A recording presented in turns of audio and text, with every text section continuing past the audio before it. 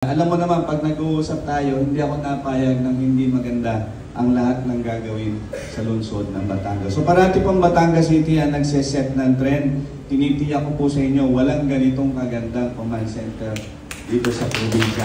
Dito lang po sa Batangas City. Kaya congratulations, Rod. Mas maganda pa ang iyong opisina kaysa sa mayor.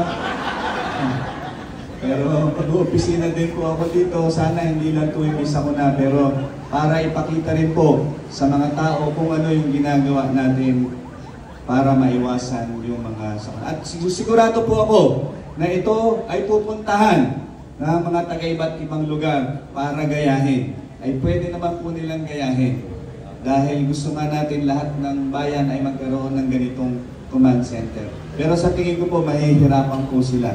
Dahil bukod tangi po ang Batangas City ang may kakayanan na gumawa ng ganito kagandang command center. At pagmamalaki ko po na napakagagaling ng namumuno sa lungsod ng Batangas at ng mga ating mga empleyado, pati na rin ng mga naglilingkod sa lungsod. Congratulations po sa ating lahat. Mabuhay ang lungsod ng Batangas.